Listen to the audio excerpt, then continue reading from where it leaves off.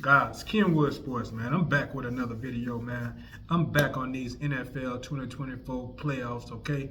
I'm going to talk about these Los Angeles Chargers at the Houston Texans. Y'all know if you watched my last video, I picked the Houston Texans. I rolled with them boys, okay?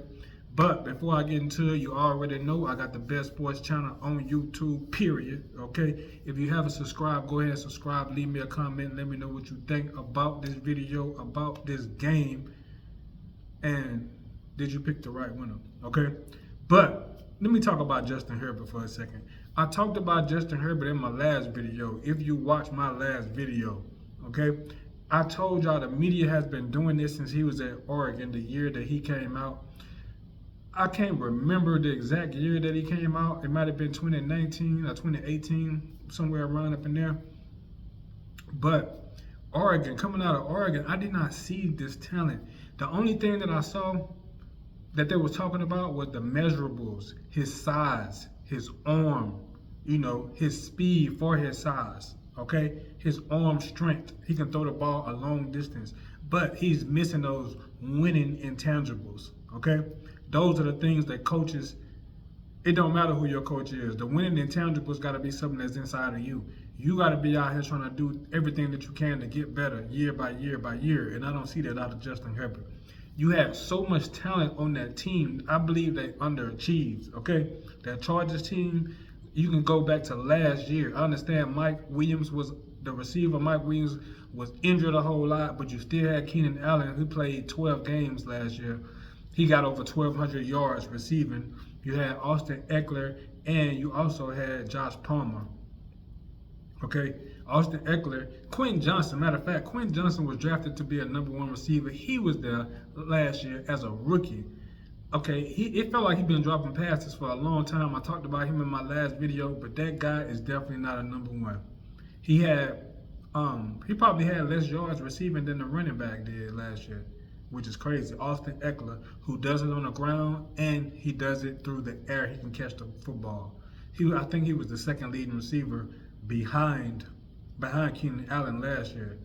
But Justin Herbert, he just doesn't have it, guys. I'm not sure what it is that he's missing. It's that fire on the inside. It seems like he just doesn't care. I don't know if that's the case or not. I don't want to be putting out no negative information on anybody, but it just feels like Justin Herbert is really missing the real fire and desire to go out there and win, and the desire to get better. Because of all the young gun quarterbacks, he's the only one that I hadn't seen that's getting better out there. All right? From last year to the year before, if you go back, let me tell y'all something. The last 4 quarters, Justin Herbert has put up, he had 12 points this game. He had 3 points the second half last game. So the last 6 quarters of playoff football, Justin Herbert has scored a grand total of 15 points. Excuse me. A grand total of 15 points, which is horrible for a guy that's supposed to be a top-tier quarterback. Now, Lamar get talked about in a negative way more than Justin Herbert ever does. Okay? I'll let y'all figure out why that is. I don't know, because Lamar has achieved and accomplished way more than Justin Herbert. He hasn't even won his first playoff game yet. They had the game versus the Jacksonville Jaguars. They was up 27-7 and end up losing the game 30-31. That's the game where they only scored 3 points the second half against Jacksonville. Guys, 3 points in a half of a playoff game, and you're supposed to be a top-tier quarterback. I don't want to hear nobody else try to put this dude in the tier with Burrow, with Josh Allen, or with Lamar. I put them 3 on a tier of themselves, and I feel like Mahomes is at the top tier, and then those 3 guys come next, okay? Joe Burrow had been to an AFC Championship once. He's been to an AFC Championship twice. He's been to a Super Bowl. So Lamar hadn't been the one.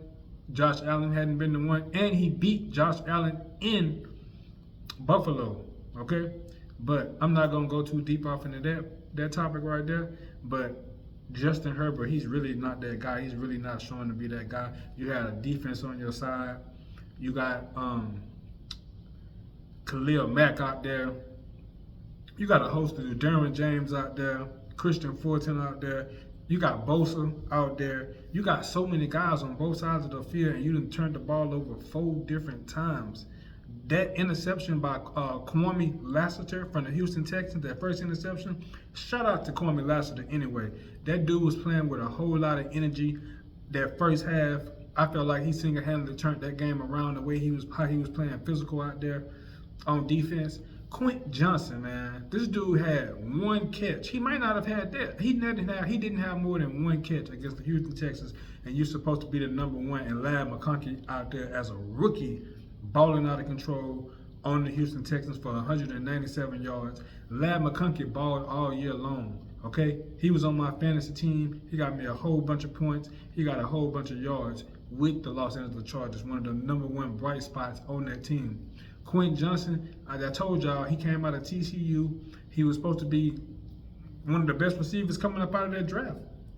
And he's just been horrible. He's been horrible, man.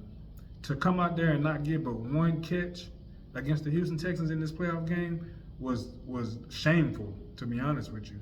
Shameful. They could not run the ball. J.K. Dobbins and Gus Edwards, they could not run the ball on that Houston Texans defense, man. They was playing out of their mind. Will Anderson Jr. was all over the field, man. My boy Derek Stingley, he came out there and got two interceptions on him. I forgot who got the touchdown to the pick six. I should have had that in my mind, but I forgot who got the pick six.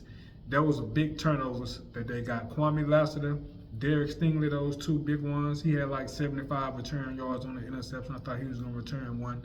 The Texans defense came to play just like I said. You got two double-digit sack guys on one defense with Derek Stingley, okay, on the back end.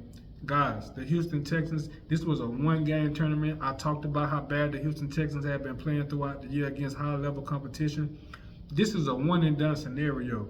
You lose this one, it's not a series. You go home. The Texans, until I feel like if the Chargers would have scored on both of those first two drives, they would have made a big statement on the Texans. This would have been a different game. But they kicked field goals. They got a fumble and got a field goal out of it. They got the ball back again and got another field goal out of it. That was the first two possessions. Okay? Texans end up scoring 10 unanswered points, I believe. No, they went 13 unanswered points. Probably more than that. I know they went to the halftime with at least 13 points. But at the same time, the play of the game was when the muff snap came in the second quarter, toward the end of the second quarter. C.J. Stroud got the ball. C.J. Stroud got the football and rolled out and threw a 34-yard pass to Xavier Hutchinson. That was his only catch of the game and probably the biggest play of the game for the Texans right there. That changed the whole momentum on the offensive side of the ball. CJ got comfortable. He got in rhythm. He started hitting Nico Collins for passes. Okay, Deontay Johnson did play. The guy who I was talking about who came from the Baltimore Ravens. Before that, he was in Carolina and at the Steelers. He did play. He only had one catch. I feel like if the Texans going to win, have a chance to get the win against the Chiefs, they're going to need to have him involved in that game. Joe Mixon did what he needed to do. I'm always calling his name out. 107 yards on the ground. That was big. He had a 17-yard touchdown. That was a big-time come through for him on that side of the ball. But Nico Collins had 7 catches for 122 yards. The Texans had 3 turnovers themselves. CJ threw one away, and they had 2 fumbles. Joe Mixon lost one, and I think Michi lost one. John Michi lost one. 3 turnovers and 8 penalties for 86 yards. The Chargers only had 2 penalties for 10 yards. That's a big difference. Even though Justin Herbert threw that ball away 4 times, and the Texans lost it 3 times, that's just as many. They could have as well been in this game as well as the Texans did it. But the defense got the momentum for the Houston Texans, and that kept them in the game. The way the defense played, and they let the Texans get their confidence. They let C.J. Stroud get in rhythm, hitting Nico Collins. Okay, so that was pretty much what I seen from that game. I picked the Texans in that game. I don't know what it's going to take for the Chargers to get themselves together. It's going on at 12 points. Another sad showing by the Los Angeles Chargers, man, even though they got Jim Harbaugh. Okay? So we'll see what happens in the future with these guys. Texans moving on. They're finna go and play Kansas City Chiefs. I'm going to be locked in on that one. I'll get back with y'all on that game also. Alright, Kenwood Sports. If you haven't subscribed, go ahead and subscribe. Leave me a comment. Let me know what you think about this video. Hit that notification bell so you'll know every time I drop the video. Alright, I'm out.